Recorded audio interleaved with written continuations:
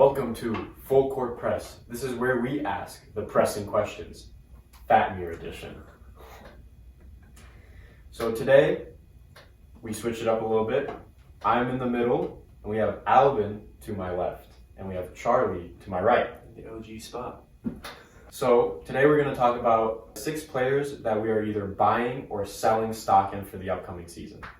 And to start off, we're going to start off with everyone's favorite off-season highlight merchant, Benjamin Simmons. So, me personally, I'm going to be buying stock in Ben Simmons. Not because of his highlights during the offseason, but because of the mentality he's coming into the season with. This season, he's been saying, I would kick the ass of previous season me. He has never, I don't think he's coming to a season with this kind of confidence before. Last season, I don't remember him saying anything like this. The confidence was the biggest issue with him. He seemed scared last season, especially dealing with his back. He didn't want to re-aggravate anything there. But now he seems like his mind is set to get back to what he was back in Philly. So I'm personally excited. I might be falling for the off-season shenanigans he always pulls. But this new confidence he has really excites me for the upcoming season. Well, before I get into Ben, I cannot believe that I've been kicked out of my seat and now Fatmir's running the show. He's overthrown me. But you guys can leave a like if you think Fatmir should continue to run the show more, or comment who you think should be running things. Today it's Fatmir. I'm that guy. But back to Ben. I'm also going to buy stock in Ben Simmons, but not because of his mentality. I just think his career has hit a bottoming point. Yeah, that's for sure, dude. Yeah.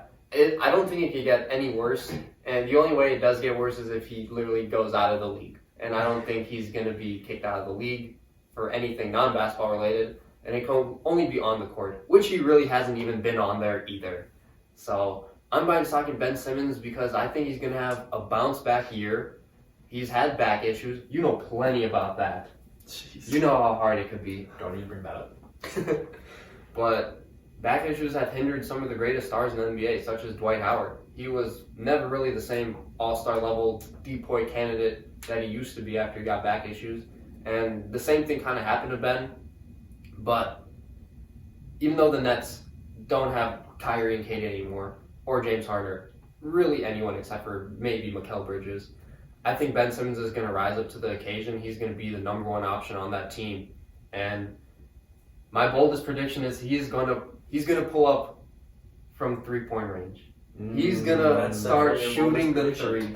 That's the off-season highlights talking right there. Yeah, that ain't happening. It's been too long where we have seen those off-season highlights for me not to say that he's finally going to change something in his game. If he's really going to kick his previous self's ass, he's going to have to change up his game, and I think shooting the three is what's going to get him there. So yeah, I'm buying that Ben Simmons stock. I don't think he can go any lower. It's only up from here, Ben. Prove me right. I am going to be buying stock in Ben Simmons. I actually don't think he'll be the number one option. I think Bridges is the number one option. What I see from Ben Simmons this season is just defense. Like he's kind of fallen off on that end. Mm-hmm. I'm not sure if he'll start the season starting. I'm not gonna lie, I don't think he will. I think he's going to come off the bench and just play defense. That's what he should focus on. Once he gets his way back into the starting lineup, if he doesn't start there, he might. But I think he'll be a really good point guard for that team. If he could start facilitating again, I think he really shouldn't even worry about making his offense. If he can put up 15 points a game again, that would be great. But you really shouldn't worry about offense right now. I think he just needs to do what he was known for in Philly's defense. If he could get back to that, that's a great way for him to get back on pace. So, but I would definitely buy stock in Ben Simmons. After Ben Simmons, we have another controversial guy that's been dealing with injuries, Zion Williamson. Big boy. Mr. 25 games a year himself. So with Zion, I am unfortunately going to have to sell because I don't think he's going to play enough games this season again.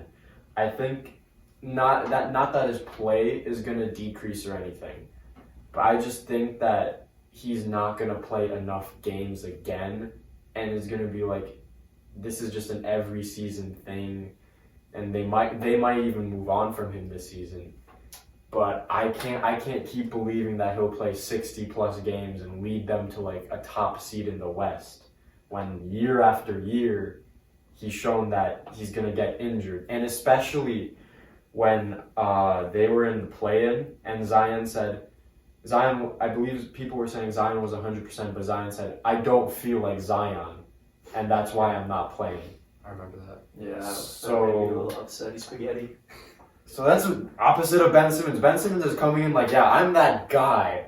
Zion's coming in like, yeah, I'm not that guy. So it's not giving me a great feeling for the outlook of the season for Zion, so I'm unfortunately selling. Can I be neutral? Or do I have to buy or sell? You gotta buy yourself. Man, Zion is also a tough one. I'm not going to give up on him yet. I'm going to be buying some Zion stock, only because what we have seen has been greatness, I think. For sure. It's just that I think his value has dropped because he can't play. Mm-hmm. So I think he could be a Kawhi Leonard-esque player where he just needs 1 year. I'm not talking championship, but he just needs one healthy year to really show what he can do. And in another way where he's Kawhi held out with an injury to leave from the Spurs. Maybe Zion is doing the same thing and he's trying to leave New Orleans. He's had some issues there, on and off the court. Food be getting to him. The food be getting to him. Yeah. That's Um, a problem though. Mariah Mills be getting to him. Yeah, that's There's a lot getting to the man. So maybe he is trying to get out of New Orleans. I think there was a little bit of a story with his family or his agents saying that they don't even want him there anymore. So that could be another thing. Maybe he's trying to get out, and if he does go to a new location, maybe he's actually going to play well the way that Kawhi did when he got to Toronto.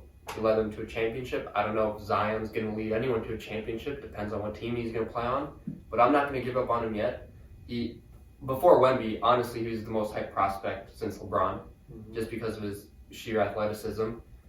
And I don't think much has changed in this game. We've seen highlights of him. He ripped the ball away from Giannis. He literally is one of the strongest people on the court, dunks on whoever. No one can really stop him once he gets in the paint.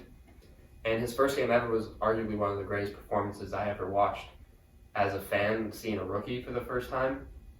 Against the Spurs, he was hitting threes, he was getting buckets in limited minutes. I think we could see that Zion in multiple games, so that's why I'm going to be a buyer, just because I don't think we've seen his true potential yet, and I think people have been selling the stock off because of his limited amount of games. I think he just needs 1 year to prove everyone wrong, and I'm not sure when his contract is expiring, but whenever he's looking for that next big deal, I think that's going to be when he's going to have that huge season where he actually plays a lot more. He's going to try and get that money. So I'm a buyer of Zion. I'm kind of on the same boat. I'm very sketched out, but I'm going to buy stock. I think, yeah, when he plays, it's very, very good. And yeah, when you say he's Kawhi-esque, at first I thought you just meant like being a two-way player. That's why I gave you that look. I was like, That's what are you talking about, dude? No. But that sense. Even bringing up Kawhi, he held out an injury. He wanted to leave, whatever. He wasn't holding out an injury, like, per se. Yeah, he wanted to get out. He goes and has one healthy season, and he's injured the rest of his career. That's true. It's like, I don't think it's him just holding out. I think he really does have health problems. Zion could be the same way. That's what I'm saying. Like, I don't think he's holding out. Whether, like, maybe he really doesn't want to be there, but I don't think he's ever going to be 100% healthy. Hopefully he is. Like, every season we see, oh my god, he shed 30 pounds, he looks jacked. Season comes along and he looks the same. So Reverse James Harden. yeah, reverse James Harden. I think, yeah, he obviously puts up great numbers when he's healthy. If he is healthy, I'm buying stock. I like the Pelicans roster, so I think like he'll want to play for that team. Yeah, I think I'm just gonna buy some stock in Zion. Like it. Right. After Zion, we have bit of a weird one. We have Desmond Bane. Me personally, I am selling my stock immediately in Desmond Bane. I am not a fan. The off-season discourse about Desmond Bane that I've seen has been nasty. I've seen people say Desmond Bane is better than Bradley Beal. I've seen people say Desmond Bane is on Zach LaVine's level. I've seen people say Desmond Bane this season is going to become a top 5 shooting guard in the league. I personally disagree with all of those very heavily. I think he's becoming very overrated. To put things into perspective, with Ja Morant, he's great because Ja is an amazing playmaker. He gets Desmond Bane great shots, and he's a great shooter, so he's going to knock him down. Desmond Bane shot around 50% from the field and over 40% from 3. But when you look at their series, they went out in the first round, right? Yes, they lost to the Lakers. They lost to the Lakers. Ja Morant got hurt. Desmond Bane kind of had to take over as the one option. He averaged more points than he did in the regular season, but his efficiency tanked badly. He shot 42% from the field and 32% from 3 as the primary option because Ja really couldn't score the ball due to his wrist injury. If that lets you know anything, Desmond Bane's previous playoff performances with Ja, he's looked arguably better than he would in the regular season. But when Ja's injured, he looked far worse. He can't really create for himself. He can't really play make that well either. He's kind of just a 3-and-D kind of guy. And he desperately needs Ja to fulfill his potential. So I personally think he's being massively overrated. So I'm selling my stock. I don't think he's going to show us that he can create his own shot like that and be what the number one option while Ja's gone. I will also be selling my stock in Desmond Bane. Not for the same reasons as Fatmir. Fatmir has had personal beef with multiple people on Desmond Bane's ranking within the shooting guard position. I'm not going to buy Desmond Bane stock because I also think he's peaked out. I don't really think his numbers can get much better at all. I think he is always going to be a second or third option on a team. I don't think he's ever going to rise to that superstar level. Sometimes he doesn't even look like the second option. Yeah. Zach LaVine is a certified 1 or 2 depending on who his counterpart is. I don't think Desmond Bane has it in him to even be the 1, let alone sometimes be the 2. He has good games when he catches fire, but he also has bad games where he doesn't do anything. His defense is alright. He's like 6'4" for a shooting guard, 6'5", which isn't all that great for height either. So I don't think Desmond Bane is really ever going to take it to that next level. I think he might stay around the same level forever. My comparison could be CJ McCollum, where if he does have a very good year that stands out, or an outlier year, he maybe could be considered for an all-star team, but I don't think he's ever going to get there. So that's why I'm going to sell Desmond Bane. I think he's somewhat peaked out and he's not going to get better. I will be selling my stock in Desmond Bane because his arms are short. That's not why. It does look weird, but I agree with pretty much everything you guys have said. I don't think he's going to get much better than he is right now. I don't think he has number 1 player potential. He's a good 3-and-D guy. He plays his role well when Ja's there, like you said. He's a good guy for the Grizzlies, but I can't really see how his play style will get him to a point where his numbers are better than they are now. Even without Ja, like you said, I don't know. He might average more. I don't think his efficiency will probably go down. I don't think the Grizzlies will be as good with him as a number 1 option. So selling stock because his arms are short. After Desmond Bane, we have an extremely controversial guy, another guy that has been suspended for a few games this season. He missed all of last season. A member of the Charlotte Hornets, Miles Bridges. Oh boy, today's not a good day to talk about him considering what happened With Kevin Porter Jr. Yeah, but that's besides the We point. talk about on the court. Yes. We love We talk about everything we consider on the court behavior. Yes. Yes. This is strictly about basketball today. Yes. That being said, I'm selling my stock in Miles Bridges. The last year he played, he was great. He was looking like he could end up becoming an all-star down a couple seasons down the line. He was averaging around 20 points, like 7 boards, 4 assists, all around pretty good numbers. I believe shooting over 50% from the field. Him and LaMelo were looking like a great duo. The lob threat and just in general the scoring threat he had with Miles Bridges really opened up their games together. But with that being said, he did miss an entire year of basketball. We don't exactly know how that's going to translate. Like, did he probably was putting work, but did he put enough work? Is he going to be able to mesh well with like Mark Williams, Brandon Miller, and the rest of the guys on the Hornets that he didn't exactly have while he was there? I personally don't believe that he'll be up to what he was before. I'm going to buy stock in Miles Bridges because I think Fatmir's wrong. Ooh. And he wants his spot back. Yeah. Head of the show. That too. I cannot believe that was overthrown. Back to Miles Bridges though.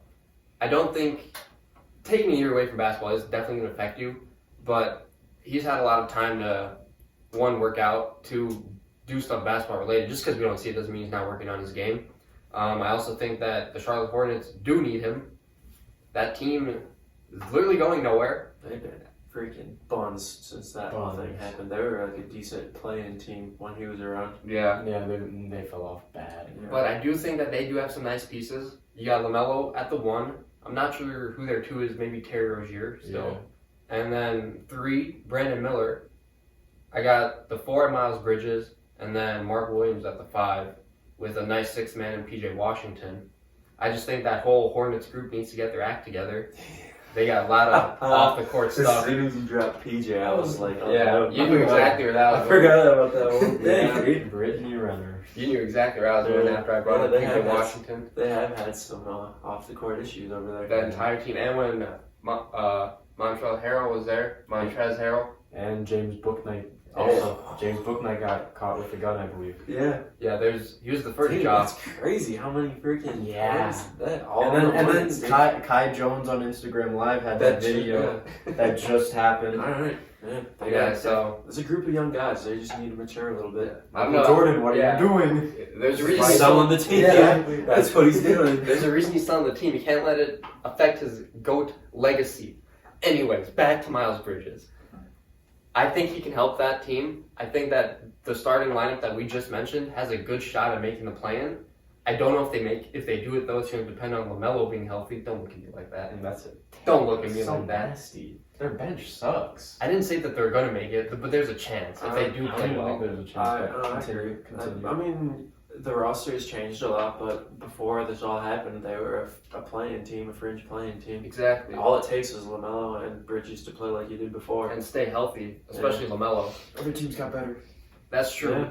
No, you're right. Yeah. But the play-in is all the way to number 10, and there's a possibility that they could snag that 10 spot. He's going to be a good fit in that lineup. A lot of young guys, they can come up and play well. So yeah, I think Miles Bridges is going to have an okay year. Good bounce back year for him. I'm going to buy stock in him. Strictly on the court, on buying stock, I really liked how he was just before this all happened. He was putting up good numbers with decent efficiency. Him and LaMelo were, I would never have expected them to be that good of a duo together, but they are. I mean, Bridges can play 2 through 4 pretty much.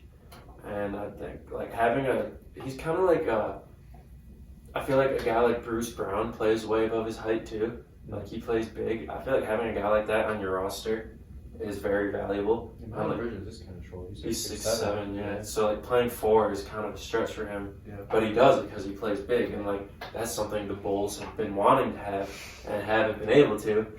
I mean, Caruso plays big. He's not awful at it, but he's only 6'5". We got like Lonzo, honestly, been our best bet. Yeah, but we're not talking about the Bulls, dude. Back to my. But yeah, I'm fine stock. Yeah, I like how he left things off. If he can come back, obviously a year off, we'll definitely.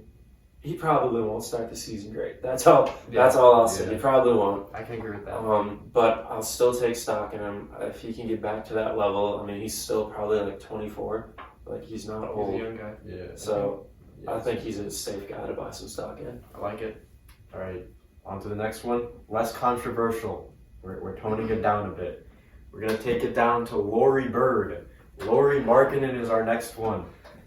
After having that breakout season and rising up to an All-Star, I believe also All-NBA, I want to say either second or third team. Third, I think. Did he win Most Improved Player? Yeah, he won and Most Improved this season. There's a lot of questions surrounding if he can keep up this production. We've seen players in the past like Julius Randle win Most Improved and completely fall off the next season. So, could the same happen with Lauri?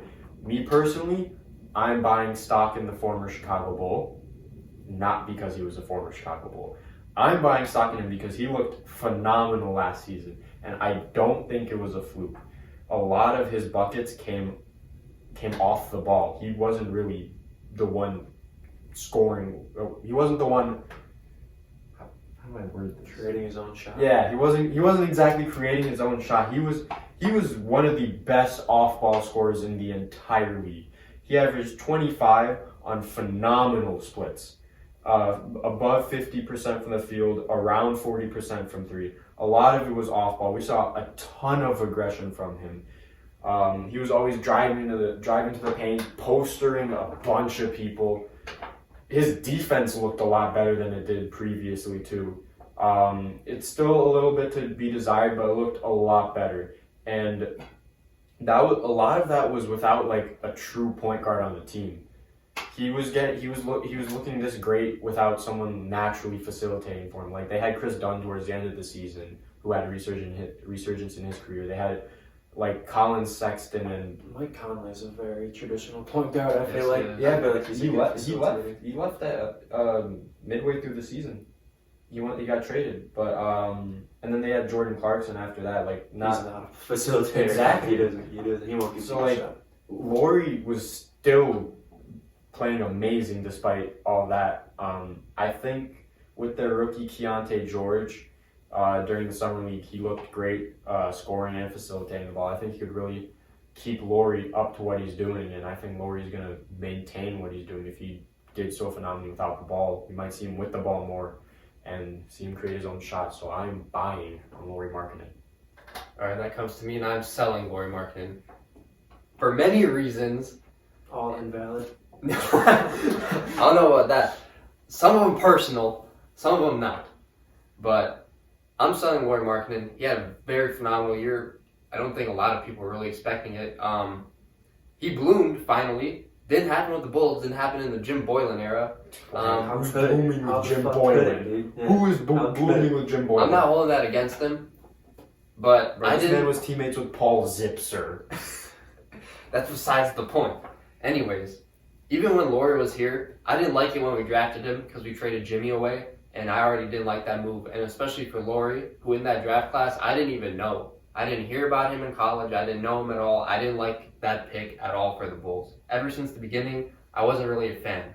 1 or 2 years when he was with the Bulls, he was looking very well, very good, but we had Zach LaVine, and I always thought Zach LaVine was the better player, and he was the one option on that team. And there are plenty of people who told me that Lauri was better than Zach, and that Zach would end up being traded rather than Lauri. There's a reason I have a Zach LaVine shirt and not a Lauri Markkanen shirt. That man was never going to be the one, and I wasn't having it with him.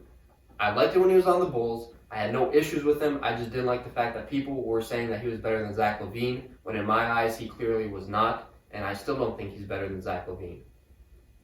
But when he got to the Jazz, he played very well. I think in the same sense as Desmond Bane, I don't think he's going to get much better, in my opinion. I think that being on the Jazz kind of gave him a feeling of the way he plays for FIBA with Finland. He kind of has to do most of the work, and I think he likes being in that role more. With the Bulls, he was younger, and he wasn't used to it yet, but now he is. But I also think his numbers are going to decline because of the John Collins trade. I just think that they're not going to play well together, and because John Collins is there, he's going to take away from Lauri. John Collins taking away from Lauri is crazy. I just see it happening. They need to find a way to get them both on the court, or have them run Lauri at the three, or have one of them sit. But I don't have John Collins sit. He sucks. Compared to Lauri, I just don't think it's gonna work. I think Lauri he might get slightly better. I don't think he's peaked out. I think he can also maintain this level of play somewhat. I don't think his numbers will be that much better, if at all, compared to last season. I'm selling Lauri's stock for that reason, and because I'd never really been a huge fan of him, even when he was on the Bulls. I never thought he was that guy, and I think War has changed him. He's not going to be the same player after what he saw. I agree with what Charlie said. All takes invalid. Oh, all right, we'll see who's invalid. We're going to run all of our predictions back. Alright, I am buying as much stock I possibly can in Lauri. Bad idea. I did buy a Lauri jersey back in the day. Yeah. I still have it. I have Levine too. But I love Lauri Markkanen. I think we're finally seeing what everyone hoped we would see. He can do pretty much everything. He's a pretty good defender. He's not elite, but he can move around out there. Elite shooting. I mean, I watched a lot of Jazz games, and Fatmir's right. He can score off the ball. Because you saying Fatmir's right. That's why I'm here. He can score off the ball. Yeah, we had to make some moves, dude. Let's see how the video does. Anyways, he can score off the ball, but I watched a lot of his highlights. I watched a lot because I love Lauri Markkanen. He can score on his own, too. He can create his own shot literally whenever he needs to. A lot of the guys who will be defending him are either too short, too small, and then if you get a big guy on him, he's too slow. So there's really, he's a really good mismatch guy. Put him at the 3, he's going to baby everybody. Yeah. He's worked on his post game a lot with his fades and stuff, looking a lot more like Dirk. So, yeah, I made the comparison. He made That's the comparison. insane. Looking a lot like Dirk now That's these days. insane. Don't buy into the hype. Buy into the hype. Buy into He's the on the Jazz. How are his numbers going to get worse, dude? He's only going up. John Collins effect. John Collins is bad. John Collins is not putting up shots, dude. He's going to make the Jazz better. Don't get me wrong. But it's Lauri Markkanen's team. It's freaking one Lauri. I don't even know what to say about Colin Sexton at this point. Oh, he looked good last He season. looked decent. I still think his efficiency is way poorer than it needs to be. I think Jordan Clarkson's the 2. Then you could throw Sexton in there. Maybe they're interchangeable, but they have a good young team. Collins makes them better, but I think Lauri Markkanen is going to have a better season than last year. I got 26 points a game for Lauri. He averaged 25 this season. It's Okay. and first of all, we're mentioning John Collins when they just drafted a rookie power forward. Taylor Hendricks, if anything, might be getting more minutes than John Collins. Doesn't help Lauri's case then. Lauri Put him at got to the play 3. power forward. Yeah. The finisher is finished. John Oh, yeah. That's the coldest take. Finisher That is is the finished. absolute coldest take Yeah, we'll have on this entire let's say series. this about the guy that was holding the Jazz into the play-in for most of the season. Okay, Just not gonna buy stock. Absolute cold take, dude. That's terrible. This is worse Terrible. than your hate on freaking The Thunder. Shy Gideon the Thunder, dude. This is terrible. I'm just not gonna buy stock. You just hate these Western. I was happy he had a good year, but I'm not buying stock. No, you weren't. No, you weren't. We know you did. You're You were hating him. You were hating No. him so Generational hard. Oh hater. my god. He said it himself. Generational hater. He said did. it himself. He He's did. a Generational generational hater hater. for the Thunder. Now for Lauri too, I guess. Well, No. I hope he gets traded to the Thunder. Oh, Just so they can all go that'd off be. on I him. like that. I like that. Him, Shea, Giddy, J-Dub. Yeah, dude. I don't know how they can make it happen. They got all these picks. They do. Make it freaking happen, dude. With that being said, we've given you guys 6 players that we want to either buy or sell stock in. Let us know what you think, and if you're going to buy or sell stock in these players in the comments down below. Don't forget to subscribe, join the Crypto Hoops community, and turn on post notifications. Hit the like button. And Dunk on the like button. dunk on the like button. Break the backboard when you dunk on the like button. Yeah. And we'll catch you next time in the next video. Peace.